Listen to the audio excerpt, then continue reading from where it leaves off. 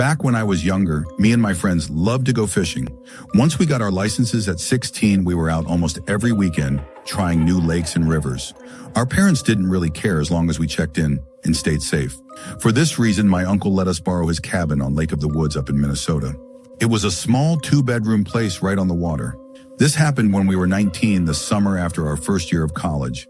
In July, me and my buddy Tyler, my friend Josh, and his cousin Sarah were going to drive up there for a long weekend of fishing and just getting away from everything. It was a 5-hour drive from where we lived, so we left around noon and made it there around 5 p.m. We unloaded our gear and got the cabin opened up for the weekend. Tyler and I were sharing the bigger bedroom with 2 twin beds, and Josh and Sarah were taking the smaller one. I had my uncle's .38 revolver in my duffel bag. He told me to bring it just in case, since the cabin was pretty isolated and there'd been some break-ins in the area. The first night goes very well. We grilled burgers on the deck, drank some beers, and went to bed early since we wanted to get out on the water at dawn. The next morning, we woke up around 5:30 and made breakfast. My uncle kept a small aluminum fishing boat tied to the dock, so we loaded it up with our tackle boxes and cooler and headed out. We were going to fish for walleye and northern pike in some of the deeper spots my uncle had told me about. On the ride out to the first spot, Sarah kept saying she saw another boat following us, but every time we turned to look, there was nothing there. So we chalked it up to early morning tiredness and kept going. We anchored at the first spot and started fishing.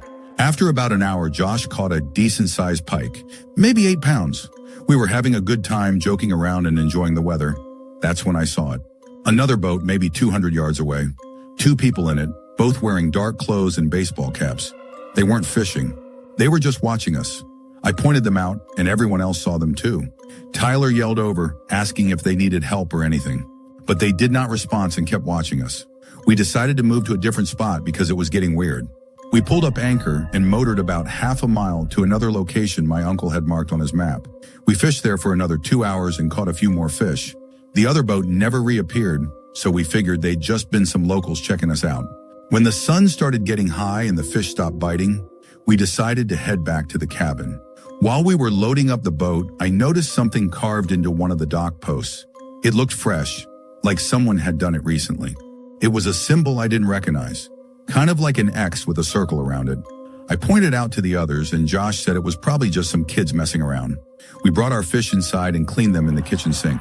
My uncle had told us there was a fish cleaning station at the public boat ramp about a mile down the shore, but we figured the sink was easier, and this was our biggest mistake. While we were cleaning the fish, Tyler noticed someone had been on the deck. There were wet footprints leading from the shore up to the sliding glass door. The prints stopped right at the door, like someone had been standing there looking in. That freaked us all out pretty good. We made sure all the doors were locked and kept the revolver on the kitchen counter where we could get to it quickly. We cooked the fish for lunch and ate inside instead of on the deck like we'd planned. After lunch, we debated just packing up and leaving, but Tyler convinced us to at least stay one more night. We'd driven all the way up here and only fished for one morning. We decided to take the boat out again in the evening, maybe catch some bass. Around 4 p.m., we loaded up and headed out. We went to a different part of the lake this time, farther from the cabin. The fishing was slow and we didn't catch much. As the sun started setting, we decided to head back, and that's when we saw them. This time there are 3 boats spread out in a line between us and the cabin. They were at least half a mile away, but they were clearly blocking our route back. We changed direction, planning to go around them. They moved too, adjusting their positions to stay between us and home. Sarah started getting really scared at that point, and honestly, so was I. Josh suggested we head for the public boat ramp instead, where there might be other people. We turned the boat and opened up the throttle, heading for the ramp. The other boats followed us, but they didn't speed up. They just kept pace with us, maintaining their formation. When we got to the boat ramp, there were no other vehicles there. We pulled up to the dock and all got out, bringing our gear with us. The 3 boats had stopped about 100 yards offshore, and they kept staring at us. We stood on the dock trying to figure out what to do. We couldn't leave because our car was at the cabin. The boat ramp was at least 3 miles away through the woods, and it would be dark soon. Josh called 911 on his cell phone, but he couldn't get any signal. Then one of the boats started moving toward us. Tyler said we should get back in our boat and try to make a run for the cabin, but I had a bad feeling about that. We didn't know these waters well enough to navigate in the dark, and they clearly did. Sarah suggested we follow the road from the boat ramp back to the highway. Maybe we flag down a car. That seemed like our best option, so we grabbed what we could carry and started walking. We made it maybe half a mile before we realized we'd made a mistake. The road was dirt, winding through thick forest, and we could hear an engine behind us. Someone was following us in a vehicle. We left the road and cut into the woods, trying to stay quiet. We could hear the vehicle stop, then doors opening and closing, voices calling out to each other, but we couldn't make out the words. We kept moving through the woods, trying to put distance between us and the road. It was getting dark fast and we didn't have flashlights. After about 20 minutes of stumbling through the brush, we came to a small clearing. There was an old hunting shack, barely standing, with a rusted metal roof and walls made of rotting plywood. We didn't have many options, so we went inside. It smelled like mildew and animal piss, but at least it was shelter. We huddled in the corner and tried to stay quiet. Josh checked his phone again. Still no signal. We could hear them in the woods now. At least 3 or 4 people moving through the trees, calling out to each other. They were getting closer.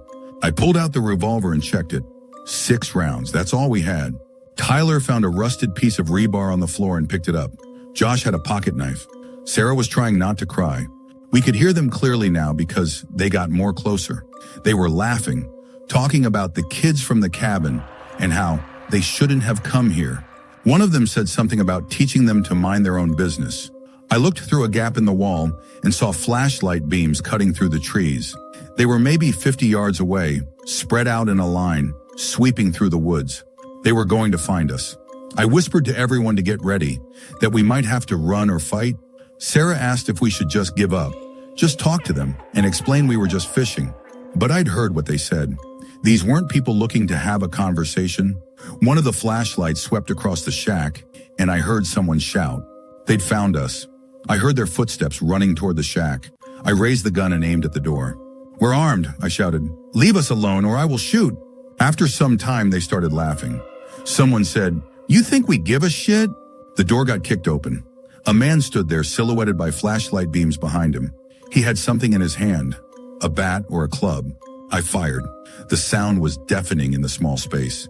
The man screamed and fell backward. I fired again, this time over their heads. I said, "Get back. I'll shoot anyone who comes through that door." Someone yelling about getting the gun. We heard them moving around the shack surrounding it. Tyler pushed me toward a hole in the back wall. We scrambled through the hole one by one and ran into the woods. Behind us, I could hear them crashing through the shack. Someone fired a shot, and I heard the bullet hit a tree near my head. They had guns too. We ran as hard as we could, branches whipping our faces. Sarah fell and Josh stopped to help her up. I turned and fired twice more in the direction we'd come from, just to slow them down. 3 rounds left. We kept running. I don't know how long we ran, but eventually we broke through the tree line onto a paved road. There were no cars in sight. We picked a direction and started running along the shoulder. After what felt like forever, but was probably only 15 minutes, we saw headlights far away. An old pickup truck going slow. Tyler stepped into the road and waved his arms.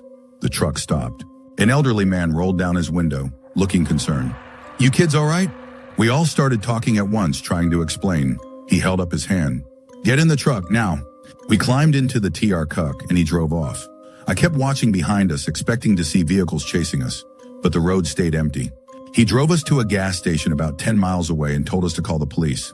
We did. The officers come about 20 minutes later and took our statements. We told them everything about the Boots and Peoples. They drove out to look for the shack, but said they couldn't find it in the dark. They'd search in the morning. They asked if we'd shot anyone. I said I fired into the air, trying to scare them off. I wasn't sure if I'd hit the guy in the doorway or not. The officers drove us back to the cabin to get our stuff in our car. There were people there. 3 men standing in the driveway, watching as we pulled up with the police. The officers got out and talked to them. They said they were the cabin's neighbors, just checking on it since they'd heard gunshots. One of them had a bandage on his arm. The officers asked him about it. He said he'd cut it on some fishing equipment earlier that day. The officers looked at us, then back at the men. One officer took the guy with the bandage aside and questioned him more. We waited in the patrol car.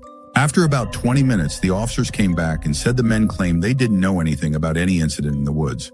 They said they'd been home all evening. The officers said without more evidence, there wasn't much they could do. They helped us load our stuff into the car and followed us out to the highway to make sure we got out safely. We drove straight home, didn't stop except for gas. We never went back to that cabin. My uncle sold it the next year.